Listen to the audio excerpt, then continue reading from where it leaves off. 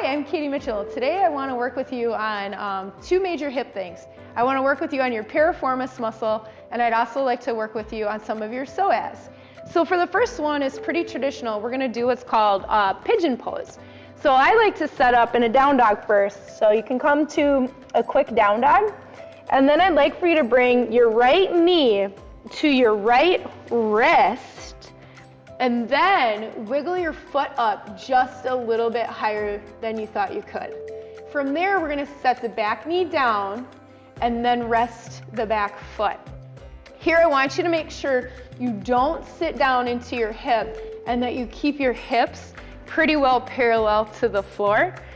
From there, if you want to, you can stay here. We're working on that outer piriformis muscle.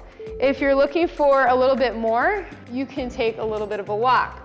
So coming down to your elbows. Now, for some reason, this hurts your knee. I actually want you to get out of it and do what's called a 90-90 modification. So I'm putting the front and the back knee at a 90-degree angle and then leaning in. And you can hold that right there. It gets the same targeted muscles, less pressure on the knee. But if you are okay with it, stay in your full pigeon pose and then down onto the elbows. If you want to make this even more difficult, you can take it from a pigeon to what's called a swan. And you actually can take your left hand out as far as you can and reach it a little further, maybe even further than you thought, and then add the other hand and relax your forehead down. So that's going to get you even deeper into your piriformis muscle. What's most important is that you're feeling a deep stretch underneath your glutes, and that's your piriformis muscle. I like to describe your piriformis muscle as kind of like a donut. And through a traditional donut, there's a hole. Your piriformis muscle is shaped in a similar way, but through the middle of the donut hole, the piriformis, you have nerves and tendons and ligaments that run through that. And if your piriformis muscle is too tight, it squeezes all those nerves, tendons, ligaments, and then you'll get what's called like restless legs, tingly legs, just any kind of leg pain. It can be caused from over tight piriformis muscle. So if you're staying in this for about 60 seconds or so, it's gonna help alleviate a lot of that tightness that lands inside the piriformis that's deep underneath your glutes. Cool thing is, if your piriformis stays loose, pliable, and movable, then you can sit longer, walk more, you can squat heavier, do more lunges, maybe even run without as much injury. So releasing the piriformis muscle is very, very powerful. Let's switch sides. So we'll come up to the hands, we'll pull back to a downward facing dog, maybe push through those calf muscles to get into some of the Achilles tendon. And then that left knee is gonna come to the left wrist, sliding your back leg back just a little bit if you can. And if you want to, stay here. Otherwise, you're taking a walk down to one elbow or two. And then if you want, you can go even further out to that swan position, taking a couple deep breaths there. Or you can come back up to where you were on your elbows. Good. And there's actually like 5 or 10 more different advancements that we can do from this position. But today we'll keep it simple and just enjoy that stretch deep underneath the glutes. Couple more deep breaths here. Inhaling and exhaling. Just a reminder that one of the greatest times to stretch is after an intense workout, whether it be a push and pull, a strength conditioning, or even a long run or walk. Stretching afterward is the best way to recover, and it sets you up for success in the next day. So stretching after your workouts is some of the best things that you could do to help reduce injury, pain, and tension that gets stuck inside of your body. Just a couple more deep breaths there.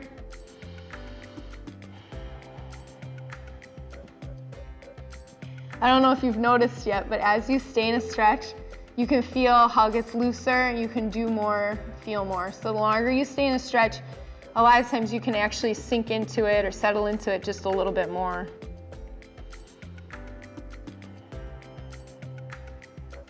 Good. Good. So here we're going to move into even more of your piriformis and your psoas at a different angle. So have you set your butt cheek to the side and pull your back leg up and around. And here I'll teach you from a cross-legged seat. So first of all, in a cross-legged seat, if you get your seat bones grounded and sit up nice and tall, congratulations, you're already opening your hips. Just by sitting in a cross-legged seat, it challenges the flexibility of your hips in a really great way. So adding that into your everyday life is a super good idea. From here, we're going to do what's called cow face pose. So we're going to bring our feet out in front. I've also heard it called shoelace pose, depending on what yoga style that you're doing. But from here, what I'd like you to do is take your right leg, sneak it underneath your left leg, and pull your right leg over as far as you can.